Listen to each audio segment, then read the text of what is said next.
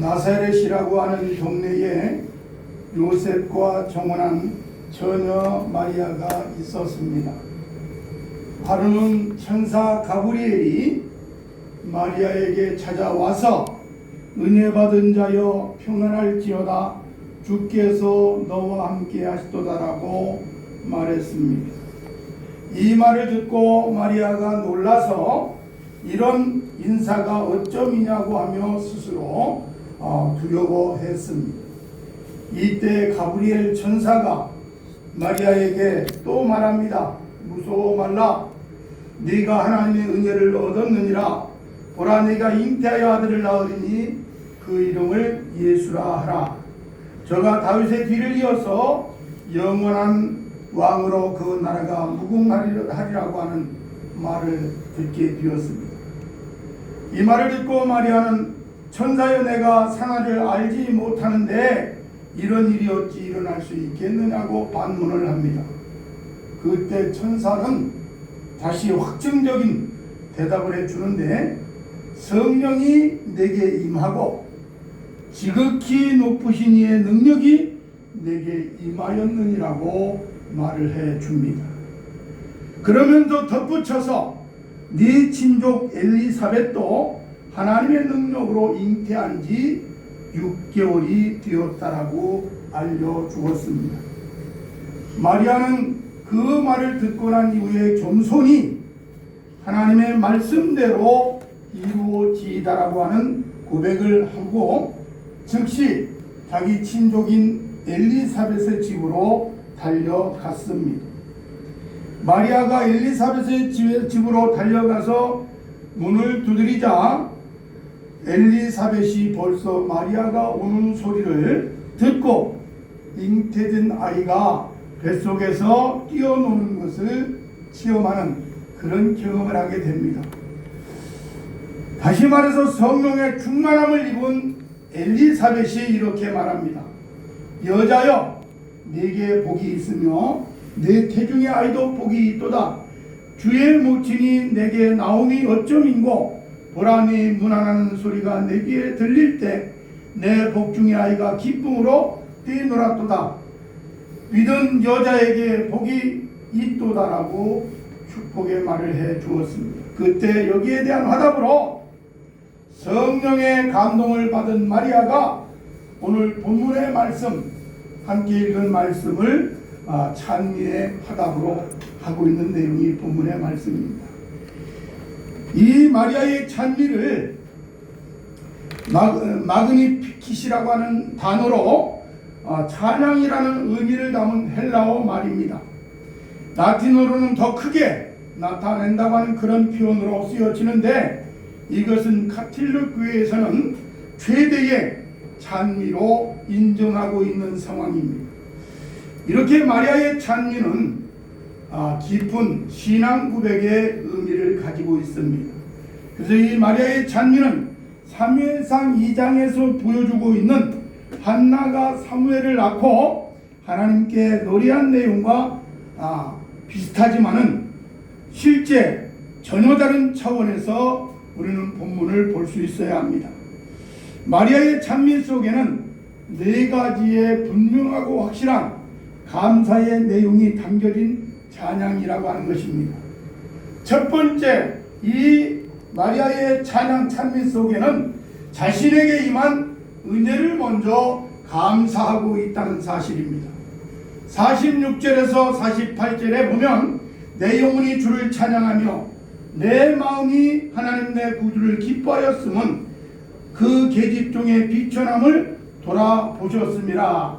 여기서 자신에게 베푼 하나님의 은혜에 대해서 감사하며 찬양하고 있는 것을 볼 수가 있습니다. 두 번째는 하나님의 큰 일을 찬양하고 있습니다. 49절에서 50절의 내용에 보면 그 은혜가 일반에게 미칠 예언을 하고 있습니다. 무슨 말입니까? 능하신 이가 큰 일을 내게 행하셨으니 그 이름이 거룩하시며 긍휼하심이 두려워하는 자에게 대대로 이르는도다라고 찬양하고 있는 것을 볼 수 있습니다. 또 세 번째는 하나님의 공평하신 심판과 섭리를 찬양하고 있습니다. 그의 발로 힘을 보이사 마음의 생각이 교만한 자들을 흩으셨고 권세 있는 자를 그 위에서 내리치셨으며 비천한 자를 높이셨고 줄이는 자를 좋은 것으로 배불리셨으며 부자를 공소로 보내셨도다라고 51절에서 53절에 찬양하고 있는 것을 확인할 수가 있습니다. 네 번째는 하나님의 약속의 성취를 선포하고 있는 것을 볼 수 있습니다. 그 종 이스라엘을 도우사 긍휼히 여기시고 기억하시되 우리 조상에게 말씀하신 것과 같이 아브라함과 및 그 자손들에게 영원히 하시리로다 하니라. 54절에서 55절에 찬양하는 것을 볼 수가 있습니다. 이렇게 마리아가 처녀의 몸을 입고 성령의 역사로 하나님의 능력 권능으로 잉태되어진 이후 친척 엘리사벳의 집에 놀러 가서 엘리사벳이 주를 잉태한 것에 대해 칭찬할 때 그 말을 듣고 화답한 내용이 오늘 본문의 말씀입니다. 그는 이와 같이 마리아가 찬양했던 이 내용이 오늘 우리에게 어떤 은혜를 주는지 말씀을 살펴보면서 함께 은혜 받는 시간 되어지기를 바랍니다. 무엇보다도 마리아가 이와 같이 찬양할 수 있었던 것은 첫째로 마리아는 자기 몸에 잉태되어진 구주를 마음으로 모셔드렸다고 하는 겁니다. 무엇이냐면 마리아는 일단 성령의 감동으로 찬양을 하고 있습니다. 그의 영혼이 주님을 고백합니다.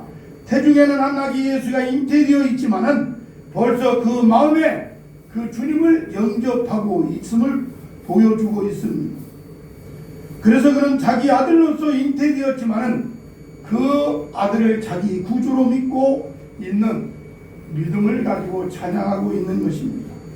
실제로 우리가 오늘날 신앙생활을 하면서 중요한 것은 예수 그리스도를 우리 심령 속에 모시고 마리아처럼 찬양할 수 있어야 된다는 사실입니다.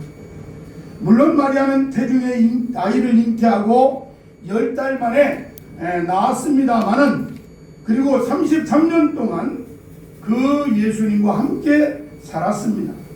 그러나 그것으로 끝나는 것이 아니라 이미 마리아는 영원한 구주 예수님을 자신의 심령 속에 모시고 그 주님을 찬양하고 있다는 점입니다.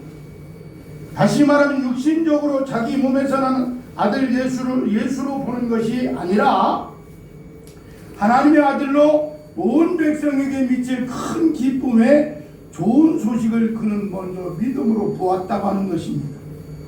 하나님께는 영광이요 땅에서는 기뻐하심을 입은 사람들 중에 평화로우신 예수님을 그는 먼저 영접하고 자신의 주로 고백하면서 믿음으로 찬양하고 있는 것이 오늘 본문의 말씀인 것입니다. 오늘은 우리가 이 말씀을 생각하면서 마리아처럼 신앙을 고백할 수 있는 예수님의 교회의 성도들이 되시기를 주님의 이름으로 축복합니다. 오늘 우리가 이 말씀을 생각하면서 마리아의 신앙 고백과 찬양으로 역시 내 영혼이 함께 찬양할 수 있는 그러한 믿음이 되어지기를 원합니다. 모든 찬양은 사실 오늘 본문에서 보여주는 마리아의 모습을 볼 때 영적인 것임을 확인할 수가 있습니다. 우리가 생각해 볼 때 육신적인 노래가 있고 마음의 노래가 있고 영적인 찬양이 있습니다. 육신적인 노래는 물론 세상적인 것일 수 있고 흘러간 노래일 수 있습니다. 또 마음에서 나오는 노래는 때때로 사람들을 애수에 잠기게 하는 노래가 의외로 많다고 하는 것입니다. 그러나 과거나 현재나 앞으로도 성도가 부르는 찬양은 신령한 노래인 동시에 하나님을 찬양하는 새 노래라는 점을 간과하지 말아야 됩니다. 마리아는 본문에서 내 영혼이 주를 찬양한다라고 분명하고 확실하게 고백하고 있는 것을 볼 수 있습니다. 실제 우리도 마리아처럼 입술로, 마음으로, 영으로 하나님을 찬양할 수 있어야 됩니다. 내 마음이 내